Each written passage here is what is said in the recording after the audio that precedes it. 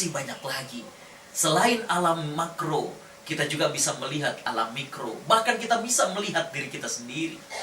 Jadi dengan demikian, Allah Subhanahu wa ta'ala telah memberikan dua ayat. Allah telah memberikan dua hal. Yang pertama dapat kita baca, dan itu adalah ayat-ayat qauliyah. Yang kedua adalah kita renungkan, dan itu adalah ayat-ayat kauniyah. Selanjutnya sahabat kamu Quran yang dirahmati Allah. Ada dua cara untuk mengenal Allah Subhanahu wa ta'ala. Namun sayangnya yang satu keliru, sehingga bukan mendatangkan keimanan, tapi kebalikan dari itu semuanya. Jalan yang pertama adalah jalan yang dilalui oleh kaum muslimin. Apa jalan yang dilalui oleh kaum muslimin untuk mengenal Allah Subhanahu wa ta'ala? Islam mengajarkan kepada umatnya untuk memadukan antara an-naqlu dengan al-aqlu. Antara dalil-dalil, antara bukti-bukti berdasarkan dari Al-Quran dengan hadis, dengan bagaimanakah nalar kita. Itu jalan kaum muslimin.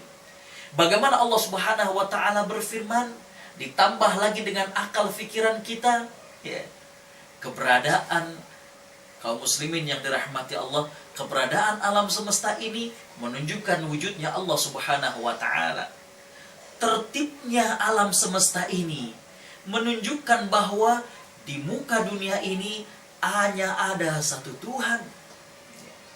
Secara akal, ya, para sahabat kampung Quran yang dirahmati Allah, kita bisa kemudian memahami, kalaulah di bumi ini lebih dari satu Tuhan, pasti akan bertengkar satu dengan yang lainnya.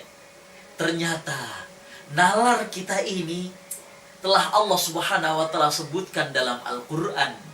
Jadi jalan kaum muslimin memadukan antara al-aqlu, akal kita, rasio kita, dengan an-naqlu, firman Allah Subhanahu wa ta'ala. Allah Subhanahu wa ta'ala berfirman, A'udzu billahi minasyaitonir rajim. Law kana fihima alihatan ghairallah la fasadata. Kalaulah di bumi dan di langit ini ada Tuhan-Tuhan selain Allah Subhanahu wa ta'ala, pasti bumi dengan langitan ini akan hancur. Di Amerika sana pernah ada sebuah penelitian, ada 30 orang. 10 orang pertama adalah orang Islam yang mengerti Al-Quran. 10 orang yang kedua adalah orang Islam yang tidak mengerti Al-Quran. Dan yang ketiga adalah orang kafir.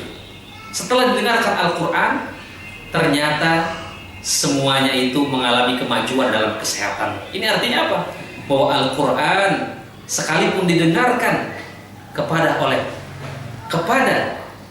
orang di luar Islam, dia tetap bermanfaat. Oleh karena itu orang-orang kafir sangat takut sekali ketika Al-Quran itu didengungkan. Waqala alladziina kafaru la tasma'u li hadzal Qur'an walghaw fihi la'allakum taghlibun. Orang-orang kafir berkata, jangan dengarkan Al-Quran, buat hiruk pikuk agar kamu menang. Yang terakhir adalah Islam itu lengkap dilihat dari dimensi kehidupan. Bahwa tidak ada yang tidak diatur oleh Islam.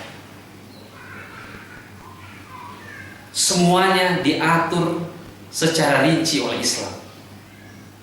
Dari bagaimana masuk ke kamar kecil sampai bagaimana mengelola negara. Karenanya kita sebagai muslim tidak boleh memisah-misahkan bahwa hanya sholat itu ibadah. Ternyata mengurus negara juga ibadah. Berpolitik secara benar itu juga ibadah. Berpolitik secara baik juga beribadah. Mencari nafkah itu juga ibadah. Mengurus rumah tangga, mendidik anak, berdagang di pasar, itu semua merupakan bagian ibadah yang tidak terpisahkan.